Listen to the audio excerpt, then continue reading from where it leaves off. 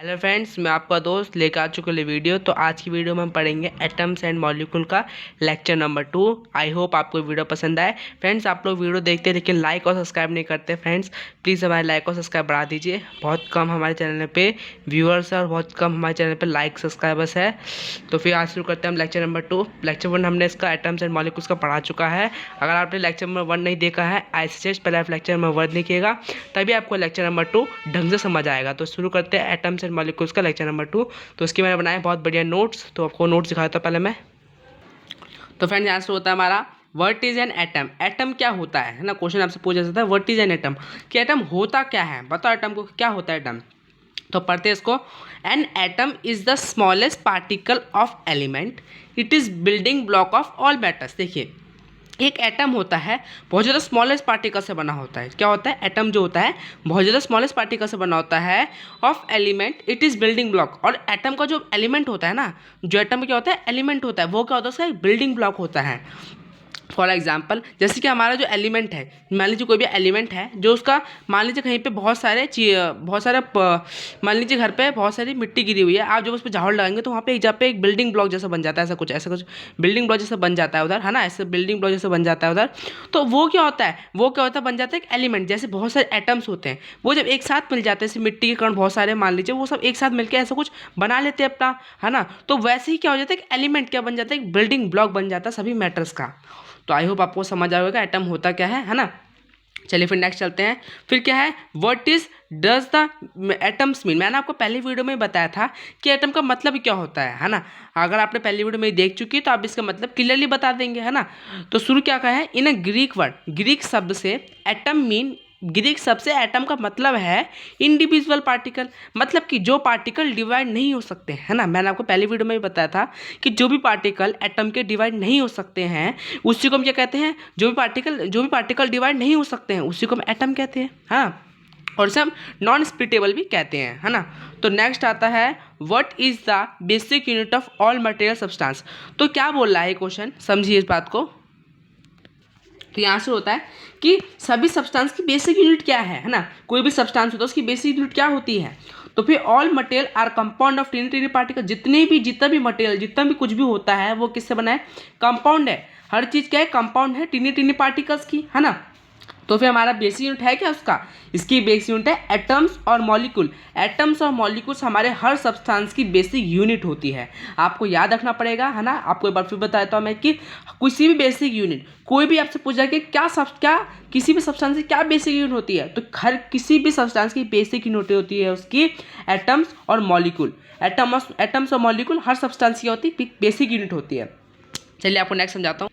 तो नेक्स्ट आता है आपके पास कि atoms is major of atomic radius of atoms. तो ये पूछ रहा है क्वेश्चन कि एटॉमिक रेडियस, हम जो एटम्स होते हैं उसकी रेडियस को कैसे मेजर करते हैं। जैसे कि हम लोग किसी भी चीज़, कोई भी चीज़ गोल होती है उसको हम लोग यहाँ पे इसकी रेडियस होती है उसका मीटर से करते हैं, सेंटीमीटर से करते हैं, लेकिन जो एटम्स होती है, एटम्स की जो रेडियस होती है वो किससे मेजर होती है। तो ये क्वेश्चन आता है। तो एटम की रेडियस मेजर होती है नैनोमीटर में, है ना। तो एटम की रेडियस किस में मेजर होती है, नैनोमीटर में एटम की रेडियस क्या होती है, मेजर होती है। आपको याद रखना पड़ेगा कि क्वेश्चन आएगा आपसे what is the measure of atomic radius of atom, तो आपको आंसर लिखना होगा atom of radius is measure in nanometre. इतना आप लिखेंगे आपको नंबर बिल्कुल मिल जाएंगे। लेकिन अगर आप इसमें एग्जाम्पल दे देंगे, इस तरह से कोई एग्जाम्पल दे देंगे तो आपका इसमें इंप्रेशन बहुत अच्छा पड़ जाएगा एग्जामिनर के सामने।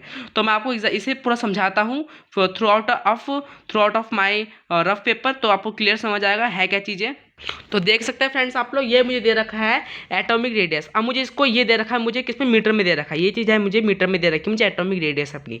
अब मुझे लाने से नैनोमीटर में, अब मैं इसे कैसे कन्वर्ट करूंगा, है ना। तो इतना तो मुझे पता चल गया कि एटॉम की रेडियस नैनोमीटर से मेजर होती है। लेकिन मुझे अब इस तरह से सब्सटेंस दे जाए कि मुझे मीटर में दे रखा है, अब मुझे मीटर से इसे किस पर लाना है, नैनोमीटर में लाना। तो कैसे लाऊंगा, देखिए मैथमेटिकल हम ऐसे करते हैं 1/10 नैनोमीटर इस तरह से होगा कुछ, इज इक्वल टू में 1 नैनोमीटर के बराबर होगा। अब मैथमेटिकल हम क्या करते हैं कि हम 1 मीटर को एस टी रहने देंगे यहाँ पे, इधर ये डिवाइड में तो इधर इंटू में आएगा। अब जो 1 से इंटू होगा तो क्या यही चीज़ होगी, सेम चीज़।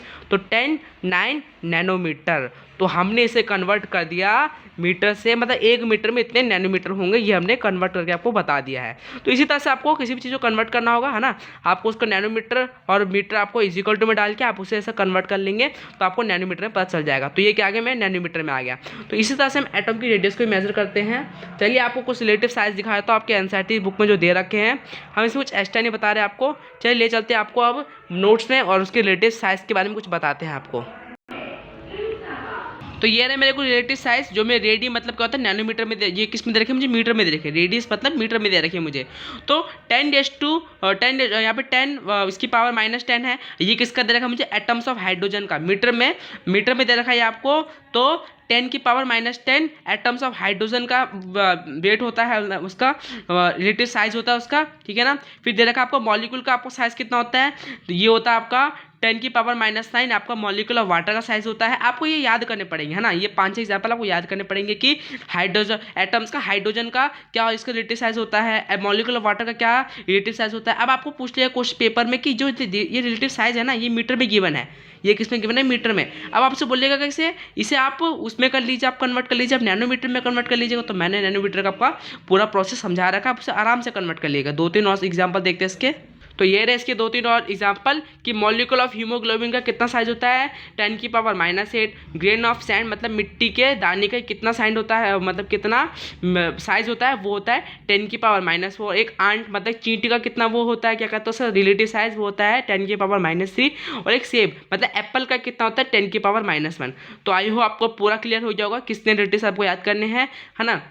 चलिए मैं आपको सिंबल्स बताता हूँ। डेल्टन का हमने पूरी थ्योरी पढ़ी है कल, उसके कुछ 2-3 सिंबल्स है, वो आपको याद करने की जरूरत नहीं है, बिल्कुल भी आप याद मत करिएगा उसको, बस आप एक बार देख लीजिएगा, एनालाइज कर लीजिएगा, है ना। तो फिर देखते हैं उन सिंबल्स को। तो ये रहे at what are symbols for some element for as a proposed by Dalton. ये कुछ सिंबल्स है किसके, एलिमेंट के, किसने दिए हैं, ये डेल्टन ने दिए हैं, ठीक है ना। तो ये रहा हमारे डेल्टन का सिंबल, हाइड्रोजन का सिंबल ये रहा, कार्बन का सिंबल ये रहा, और ऑक्सीजन का सिंबल ये रहा, फॉस्फोरस का सिंबल ये रहा, सल्फर का सिंबल ये रहा, आयरन का सिंबल ये रहा, कॉपर का सिंबल ये रहा, लीड का सिंबल ये रहा, और सिल्वर का सिंबल ये रहा, और गोल्ड का सिंबल ये रहा, प्लैटिनम का सिल्वर ये रहा, मतलब उसका सिंबल ये रहा, और मरकरी का ये सारा सिंबल है। आपको इसे सिर्फ देख लेना है, एग्जाम में से रिलेटेड इतने सवाल नहीं आते हैं, क्योंकि ये जो है ये जो सिंबल ये नहीं माने जाते हैं। ये किसी तरह मैं डेल्टन जी ने दिए थे ताकि हम एलिमेंट को कैसे पहचाने, है ना। लेकिन ये सिंबल अब नहीं माने जाते हैं, तो आप उसको याद करने की जरूरत नहीं है ना, आपको सिंबल सिर्फ देख लेने के बाद ऐसी।